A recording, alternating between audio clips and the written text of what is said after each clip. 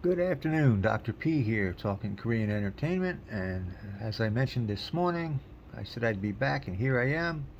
We're going to discuss the Kim Garam case, because some strange things have been going on lately. This case is old. It's over a year old. Garam is no longer a part of Le Seraphim, and it's too bad, but that happens to be the case. But what I'm hearing from weird people, I'm sorry, that's the only way I can look at this. They are saying that those who defended Kim Garam before the evidence was shown that she was innocent were the weirdos.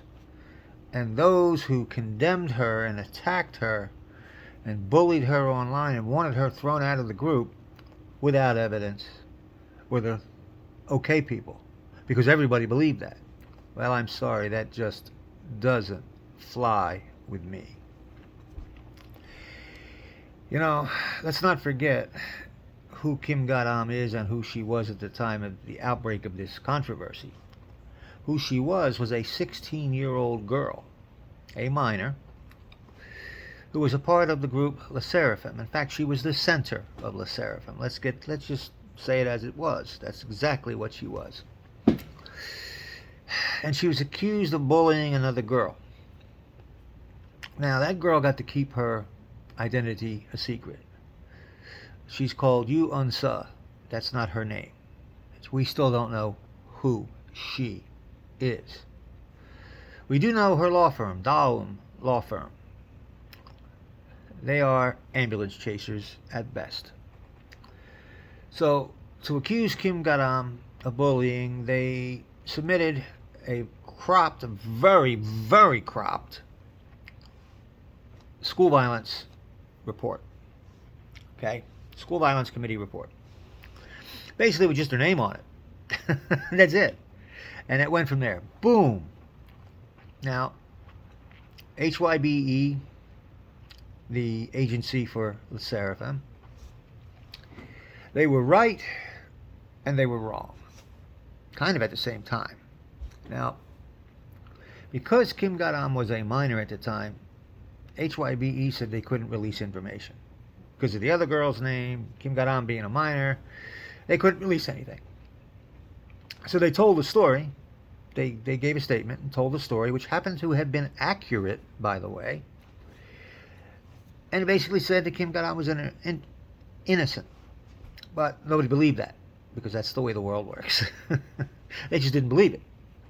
It was easier to pick on a 16-year-old girl and bully her, call her all kinds of names, and have her thrown out of the group, ruin her life, ruin her career.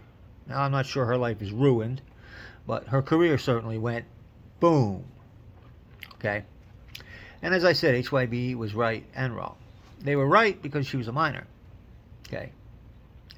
And they said they couldn't release the information. Well, that may have been true. And they may have been trying to make sure that they covered their tails, dotted their I's, and crossed their T's, so to speak. And eventually, they just decided to drop her from the group. Boom, you're out. Kind of, wow. Cold-blooded, don't you think? Well, once they dropped her, she and her parents released the very same information that HYBE said they could not release because she was a minor. And it proves her innocence. The whole SVC, School Violence Committee report, was released. And if you read the report, you find out that Kim Garam is not the guilty party here. Yu Unsa is the guilty party here. I mean, if you want to call Kim Garam guilty, you can, by saying that she cursed at the other girl. And that's what she did. She cursed. You ever say a bad word? I've said plenty. I spent a long time in the army. Trust me, I've said a lot of bad words. That's all Kim Garam did. And she did this, don't remember when this occurred. She was 12. Not 13, not 14, not 16, not 18, not 21. 12. 12 years old. Still a child. Now some will say, well, you know, she's old enough to know better. Come on. 12. 12. Tween. Not even a teen when this happened. Okay. So she came out later and apologized for her actions and said maybe she could have done it better. But don't forget, she was 12, you know. 12-year-olds don't think like adults. Never have, never will. So, she was found innocent after, obviously proven innocent, after she released her own documentation. Why was HYBE wrong? Because they didn't release the documentation. Now, I know, you're saying, minor, can't do it. Oh, no, can't. That's true. HYBE could never release that information. They didn't have to. They didn't have to. They could have gone to mom and dad and said, hey, look, we want to save Garam's career here, and we can. But we need to release this information. Do we have your permission? And better yet, why don't you release it? We'll sit back and let you release it, and then we'll comment on it. They didn't do any of that. They got cold feet. Their investors started getting itchy and antsy, and they went, oh, Kim Garam is out of the group. Thanks, HYBE. You did a real good job to a 16-year-old girl. You left her high and dry while the other 5 girls going on to make money. Very good. Very good. But my point is, Kim Garam was innocent the whole time. She's still innocent. Now, maybe she'll come back as an actress. We don't know. But those who condemned her during this time that the thing was going on, those who condemned her said, they're right. And those of us who defended her saying, you're wrong. Why did you defend her? There was no evidence that said she was innocent. So you're the weirdo for defending a girl because you don't know that she's innocent. I'm going, what? So it was okay by these people to condemn her with no evidence. But it was not okay for us to defend her with no evidence. And the rationale behind that is, well, you know, everybody believed that she was guilty. So what could we do? What she could have done was said, hey, show us that she's guilty. Otherwise, she's not. That's the way the world is supposed to work. Innocent until proven guilty.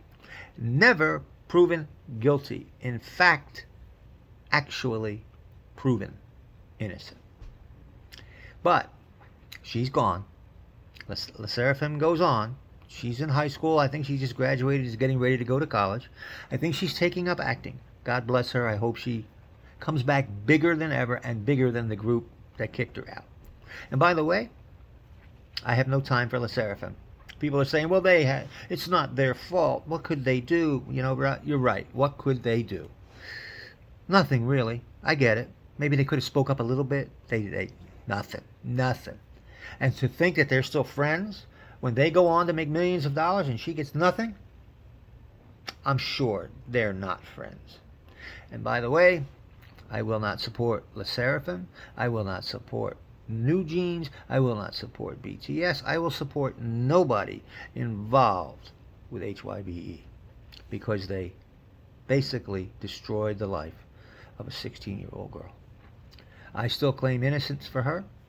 The paperwork proves it. I would like to see Yoo Eun-seo when she turns 18. I would like to see her sued for everything her and her parents and the law firm have. Because Kim Garam is owed a life. That's my take. Like, subscribe, share, do whatever you want.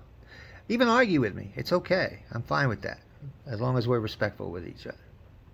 Have a great day. Bye-bye.